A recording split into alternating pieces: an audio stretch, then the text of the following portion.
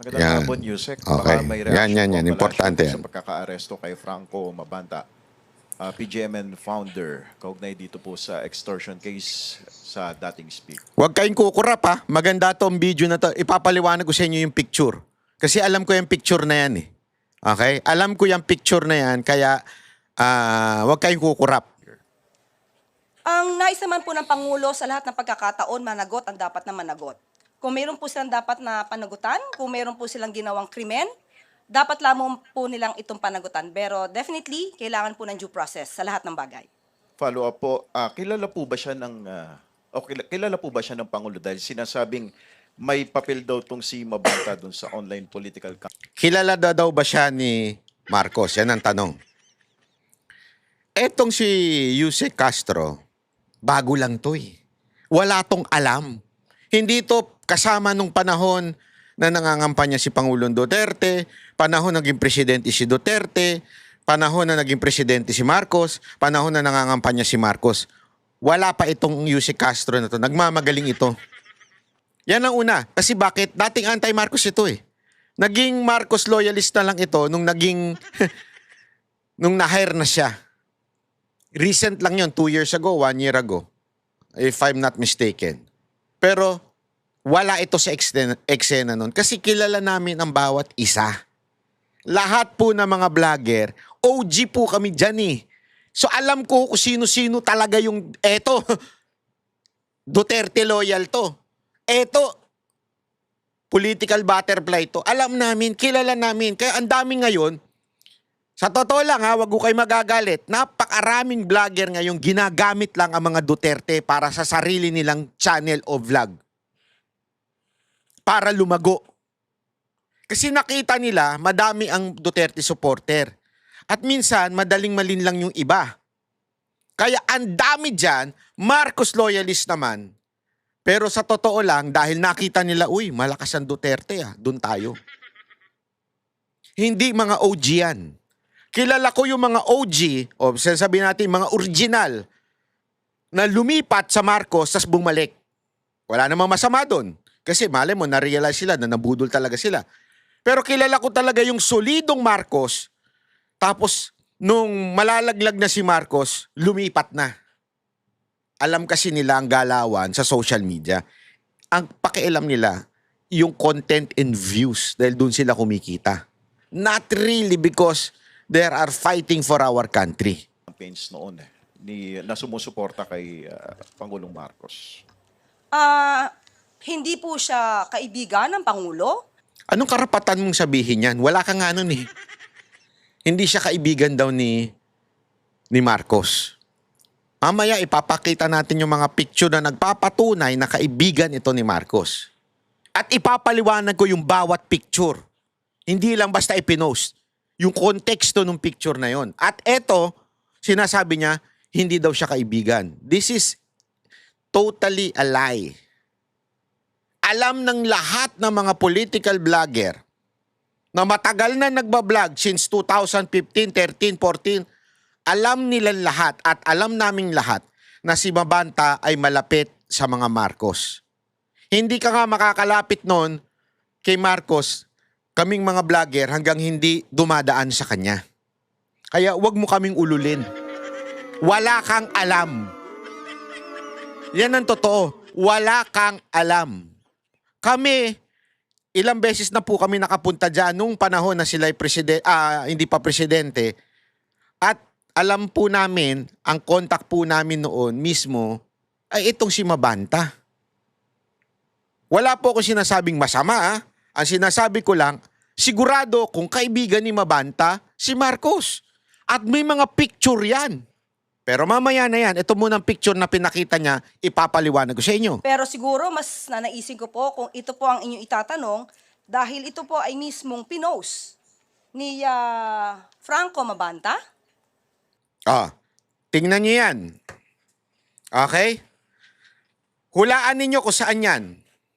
Kung makikita ninyo, yan mismo ay yung sa hall sa Malacanang. Tingnan niyo yung likod. Alam namin yan. Alam niyo kung bakit? Yan yung isa sa mga event na inorganize ng PCO na si mismong si Mocha ang nag-organize. Yan yung event na kung saan nagkakaroon ng Christmas party sa mga vloggers nun. Na isimokang isa sa mga nag-organize dyan. Ayan yung nasa likod, kita nyo yung Malacanang? Ayan yan yung parang nakalimutan ko na kung anong tawag dyan. Dyan, ine-entertain yung mga guest. At yan hindi naman tinatago. Yan talaga yung panahon na Pangulo na si Pangulong Duterte.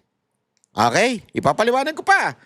Yan o ay lahat po ng mga vlogger, imbitado ho dyan na sumusuporta. At alam ko, nung time na yan, nanliligaw, di umano, allegedly, si Franco Mabanta sa mga Duterte. Hindi ko alam ano ibig sabihin ng panliligaw. Yung nagpapalakas ba? Ay yung nagpaparamdam. Eh since kaibigan naman namin yan, why not pumunta? Kung if you are saying that you are do you want to meet the president? Why not? Kasi noong panahon ni Pangulong Duterte, maraming mga lumalapit kay Mocha na gusto makilala si Pangulong Duterte. At sinasabi namin, Mr. President, ito, katulad nung naalala nyo yung mga ETA, si Mocha nagdala dun. So, wala namang problema kay Pangulong Duterte. But it doesn't mean ito si Franco Mabanta. Kaya nga sinasabi ko na ang konteksto ng photo na yan. Oh, pangalawa. Baka ito po ang itanong nyo kung ano po ang relasyon niya sa mga Duterte. Yan pangalawa. Nakita niyo yan? Yan po yung tapang at malasakit na ginawa noon. After maging presidente si Pangulong Duterte, naggumawa ng grupo si VP Sara Duterte kasama actually ang mga Cayetano noong time na yon. Pero yan yung time na yan na nagpapalakas din si Amy Marcos. Sa katunayan, ito senaryo niyan. Ikikwento ko sa inyo para alam ninyo. Yan tapang at malasakit na yan, sa Taguig ginawa yan. Okay? Yan po yung magkakasama si VP Sara, Cayetano, tapos yung etong si attorney. Attorney yan, yung isang katabi niya eh. Okay? Tapos, syempre, inimbitahan yung mga gustong sumuporta sa tapang at malasakit na organisasyon. Yan yung organisasyon na binuo ni VP Sara Duterte. Remember, di ba, may hugpo ng pagbabago nun? Tapos eto, di ba? As eventually, nawala ito eh. Kasi nga, magkaroon ng konting problema between, di ko alam if this is true or until now, ganyan pa ba, yung nagkaroon ng problema between VP Sara at saka si Cayetano. Alam nyo kung bakit? Dahil may yung bayot na nuhol.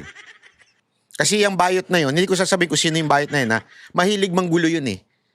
Nanuhol yun, bumulong-bulong dun sa kasama nilang isa pang bayot na hanggang nagkaroon ng konting kiskisan.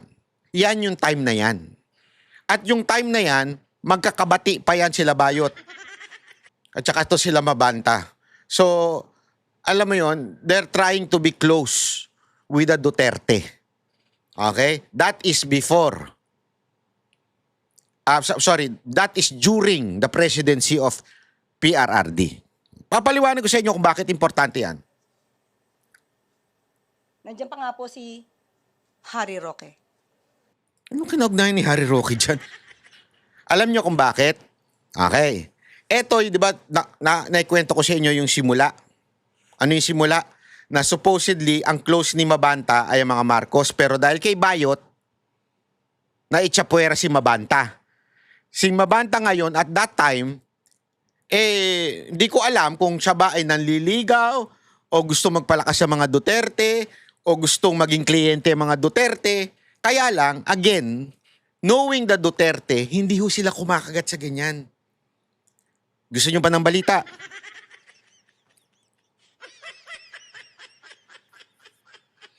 Merong isang vlogger na yung pangit, yung gawa ng itsura niya. Nakala mo pa social pa English. Di ko lang sasabihin ko ano pangalan. Na ngayon, kulang na lang higupin ng puwet ni Romualdez. Oh, pasosyal yun, pero pag nakita mo sa personal yun, naku, tindi ng filter nun sa social media. Pero nakita mo sa personal, parang,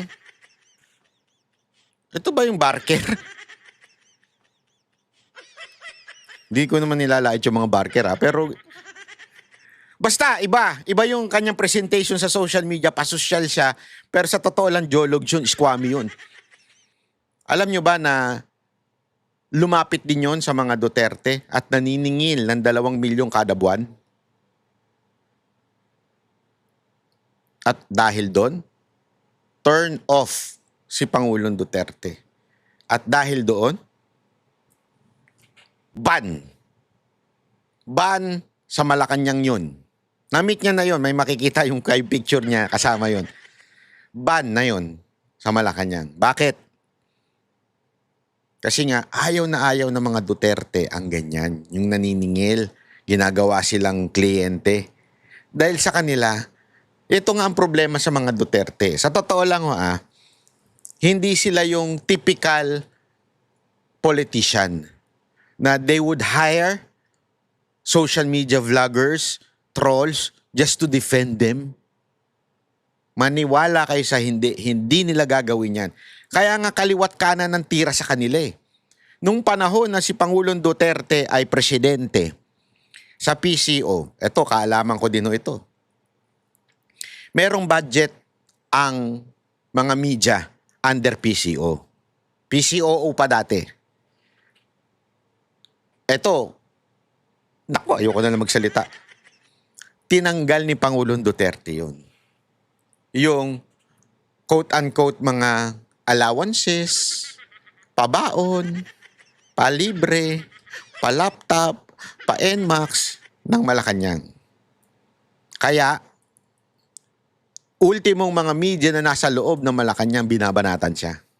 Kaliwat kanan kasi nga dahil doon. Walang freebie sa mga biyahe, kanya-kanya kayo. Kaya nga ngayong pansinin nyo, ina mga sip-sip yung mga yan na media na naandyan. Hindi ko alam kung binalik, pero ang sigurado tayo kasama sa eroplano pag bumabiyahe sila.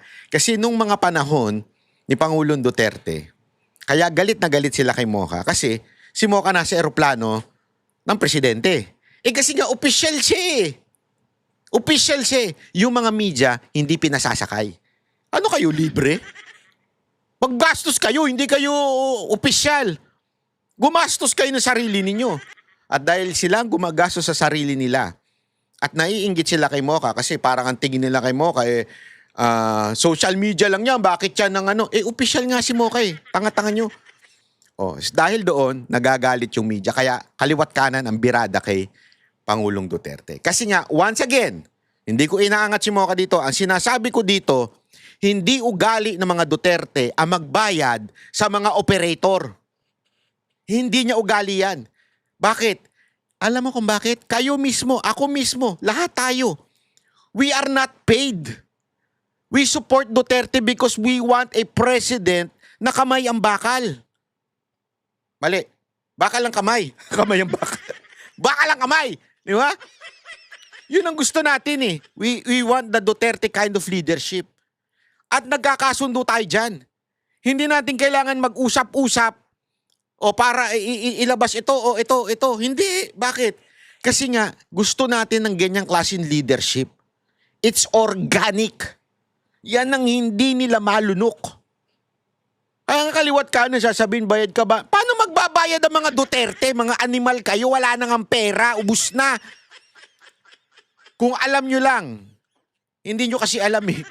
Kung alam nyo lang kung gaano nakaubos ang pera ng mga Duterte dahil sa gastos sa pagpunta sa mga dahig, gastos sa mga abogado, kung alam nyo lang kung papaano nagsusurvive, malalaglag kayo sa upuan. Totoo. At kung sino ang totoong mga kaibigan na sumusuporta, di ko nasasabihin sa inyo. Kasi sasabihin nyo na naman, porket naka sa SMNI ka, hindi. May clue na yun ha, pag di nyo pa nag-gets. Nag-gets nyo? Anong ibig ko lamang pong sabihin, mga kababayan? Simpleng-simple lang. Hindi gagawin ng mga Duterte na magkaroon ng mga bayarang ganyan. And we all know, lahat po kami noong panahon ng 2016 and 2022, alam namin na si Mabanta ay hindi simpleng vlogger.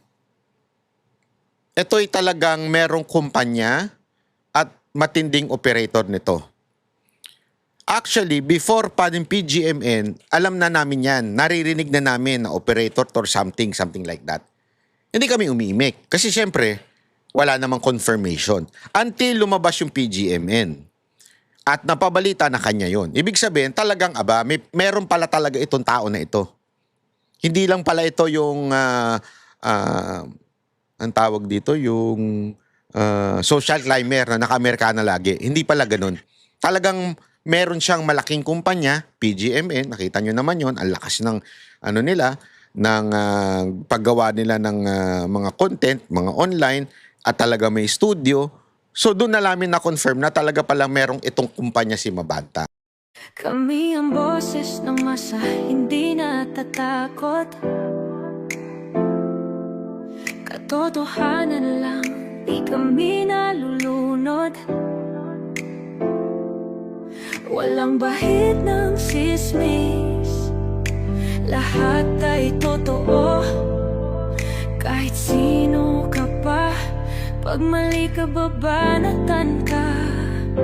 Walang pinipili kulay, wala kaming kinikilingan.